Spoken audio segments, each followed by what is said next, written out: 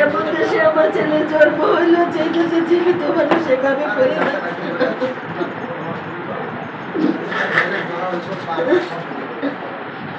দেখে ভাই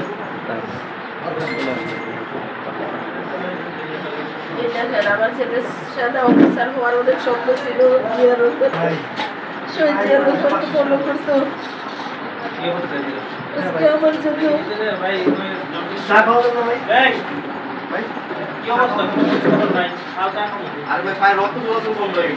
মানে ছেলেরা দেখা যায় চঞ্চল হয় কিশোর বয়সী, নাফিস কেমন ছিল? অনেক চঞ্চল ছিল, অনেক সাহসী ছিল।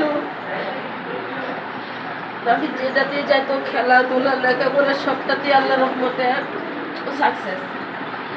ও বরানি বিজ্ঞানিকেতন স্কুল অ্যান্ড কলেজ থেকে 2024 সালে জিপিএ 5 পেয়েছে গোল্ডেন।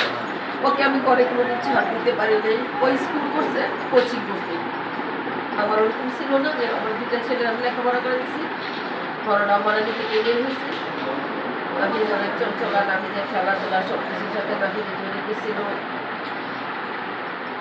এমনি কেমন ছিল আর কি, ব্যক্তিগত জীবনে কেমন ছিল? চঞ্চল তো ছিলই, থাকে না মানুষ ওকে নিয়ে মানে কি বলতে রোধ কেমন ছিল? ওর ব্যক্তিগত জীবনে ওর লাইফে ছিল ওর লেখাপড়া, ওর খেলাধুলা, ওর মাকে নিয়ে সব কিছুই দেখেন। এখানে কতগুলা বই আছে আপনি দেখেন না, একটা ছোট মানুষ টিভিলে বইগুলো দেখেন, সবগুলা বই ওর পড়া হয়েছে। ও সব কিছুতে অ্যাক্টিভ ছিল আল্লাহ রহমান। ও 5 ওয়াক্ত নামাজ পড়তো, ওর কোনোদিন তারাবি মিস হয় নাই, ওর কোনোদিন রোজা একটা রোজা ইয়া হয় না, প্রায় 6 বছর বয়স থেকে। আমি দিতে চাইলাম না, তারপরও তো নাফিস সব দিক দিয়ে আল্লাহর রহমতে। এই দেখেন নাফিসের পুরস্কার আছে, অনেক কিছু আছে, সব দিক দিয়ে আমার নাফিস অন্যান্য ছিল। আমি জানতাম না আমার নাফিসের দেশ আনতে গিয়ে আমাকে ছেড়ে চলে যাবে। সেদিন আমি বলেছিলাম 4 তারিখে, ওরা বলেছিল আমি বাইরে থেকে আইসা তোমাকে নিয়ে যাবো। আমি বলছিলাম আমিও যাবো, কিন্তু আমাকে এমনি না বলে কোথাও যাইতো না। ওই দিন কিছু না বলে নীরবে বের হয়েছে। ভাইয়াকে বলে গেছে ভাইয়া আসি, ভাইয়া বলছে যে কোথায় যাচ্ছ? বলছে ব্রাজিলে দেখতে ঘুরে আসছি। আর নাফিসের সাথে আপনার শেষ কথা কি ছিল? নাফিসের সাথে শেষ কথা, আমি ও যে আয়শা পড়তেছি বই লাগেছে, সেদিন ওর মোবাইল নেই, সবকিছু রেখে গেছে। ওরা পরে অনেক কল দিতেছে, কিন্তু ও কল করতেছে না। তখন আমি হঠাৎ করে এই রুমের দিকে আয়সা দেখি ওর সবকিছু বলবে করতে, তখন বললাম ছেলে তো মোবাইল নেয়নি। তো আমি খালি হাঁটতেছি আর ইয়ে করতেছি যে ও এখন আসতেছে না, ওকে বই লাগে আমাকে আয়সা করে। ঠিক 3টায় আমাকে কল দিছে। এর আগে 2টা কল বাচ্চার কাছে, 3টার কলটা তো বলছে আম্মু সালাম দিছে, আম্মু আমি তো বাসা থেকে বের হয়েছি হাঁটতে হাঁটতে তো আম্মু আন্দোলনে এসে বসছি।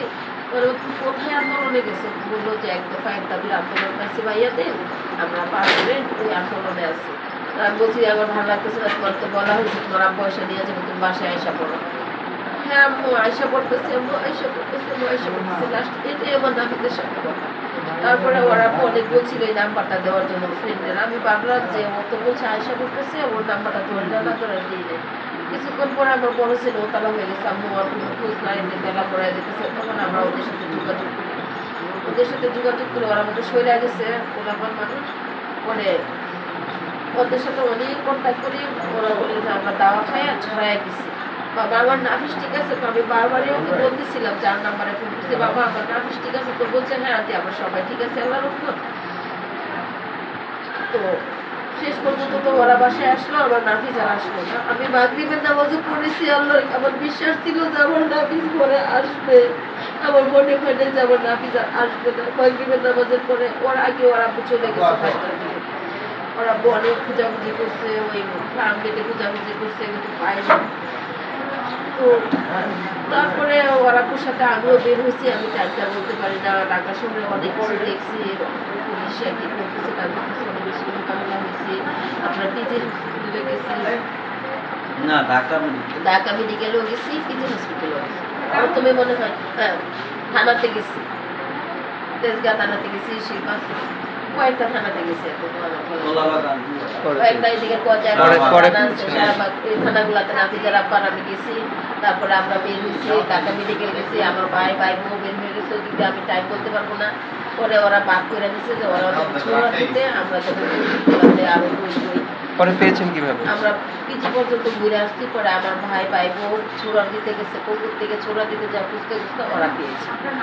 মেজে নাকি আমার ছেলের কাছে একটা ছবিও আসছিল যে মানুষ জীবন অফিস থেকে, তখন আমি আবার বাসায় আসি। তখন তো নেট ছিল না আসলে। আমরা ঘটনা হচ্ছে ধরেন নাফিজ এমনিতেই আন্দোলনে কিছু বলতো, যখন থাকে না, ও তো বাচ্চারা তো সবাই আন্দোলনে গিয়েছে, এগুলো নিয়ে বাসায় বলতে বলতে নাফিজ আমার সাথে সবই শেয়ার করতো। নাফিজ 18 তারিখে স্পেসটা ওরা আন্দোলনে যায়, ওদের সে রাবার বুলেট খায়। তখন আমি বলছিলাম আপনি যদি কোথায় রাবার বুলেট রানে রাবার বুলেট খেয়েছি 18 তারিখে।